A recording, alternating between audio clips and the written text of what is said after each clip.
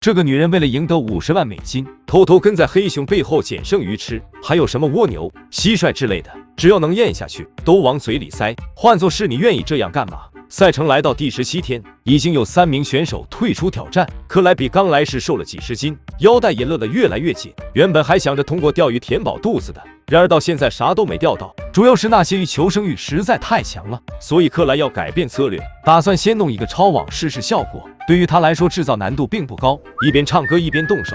很快抄网就已经完成，我就好奇怎么颜色都变了。看克莱对着抄网很有信心，这要是不来条大的，今晚怕是会气得睡不着。湖面水位上升了一些，岩石变得有些湿滑，行走起来要特别小心。克莱刚想用抄网大显神威时，滑轮不小心掉进去水里面，幸好眼疾手快，这才避免要进到水里。不得不说，克莱这动作就知道没少钓鱼，就是运气方面差了点，钓了一上午，别说鱼了，就连垃圾都没有看到，气得他那是口吐芬芳，骂骂咧咧的回到营地休息。镜头来到米歇尔这边，正忙着搭建一个厨房，这精致程度还以为是要换个庇护所，他主要是为了确保火堆bị风弄熄灭，是时候想想弄点什么吃的了。米歇尔刚来时就尝试钓鱼，但是效果并不是很好，只能暂时放弃钓鱼这种技术活，专心收集容易获得的食物。锅里面煮的是蜗牛，看起来并不咋地，这吃起来嘛，嘎嘣脆，鸡肉味。要不是看到他嘴角抽搐，我差点信了。对于米歇尔来说，这就是价值50万的美味。现在他准备制造一个篓子，虽然很原始朴素，但是效果特别好。米歇尔之所以会过来参加挑战，就是因为丈夫的弟弟患有唐氏综合征，希望通过奖金帮助到他。但是按照现在情况来看，他这愿望有点难实现，只希望这篓子能发挥点作用了。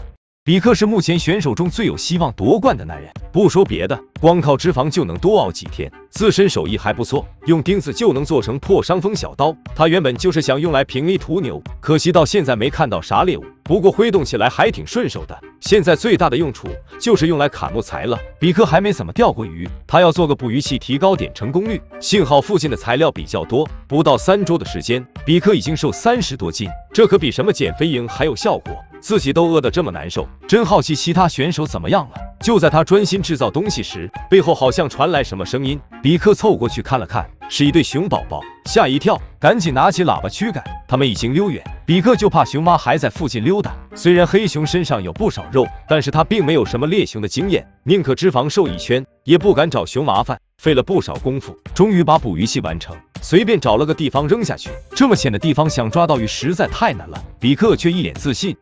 闲着无聊时，奈特就会制造东西打发时间。最近那腰不大好，想着换张床舒服点。目前最适合的就是吊床，这也不是很难。先弄出一个框架，然后将绳子拆分开，紧接着在框架上编织起来。一会的功夫就已经弄得差不多了。奈特将每一根线都拉扯一下，忙了这么久，终于可以躺下来休息。奈特对此非常满意，恨不得天天躺着。镜头来到米歇尔这，早上到附近只找到一些浆果，再混合上一些杂草，身体倒是勉强能支撑住。他为了能补充到足够多的盐分，每天都要吃点鼻涕。贝耶德也听到直呼内行，米歇尔只希望那捕鱼器能抓到鱼，然而还没去到岸边，隔着老远就发现捕鱼器被冲上岸，他也不知道哪里出现了问题，身体再这样下去肯定支撑不住。但是米歇尔还想再挣扎一下，回去就拿上弓箭到丛林里狩猎松鸡。一路走过来都没看到什么痕迹，也没有听到什么动静，这下米歇尔就更加想要退出挑战。就在他准备打电话时，一只鹅走了过来，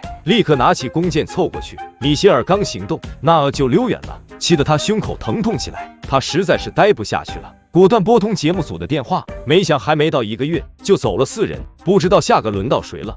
这个男人拿着简陋的工具钓鱼，刚甩进去没多久就发现卡住了，这可把他气坏。要不是还想靠着钓点鱼吃，马特是真不想进入到水里面，就脱剩一条裤衩往水里走，费了老大劲才把他弄上来。今天是妻子的生日，要是能抓到一条价值50万的鱼当礼物，那就更棒了。虽然马特的工具比较简陋，但是并不妨碍那些鱼上钩，拉上才发现是条小鱼。不过对于马特来说，已经相当满足了。为了充分发挥它的价值，只能用来煲汤喝，锅里再添加一些野菜野草，这样吃起来就充实很多。马特还特意将鱼骨挑出烤，味道虽然不错，但是这分量实在是……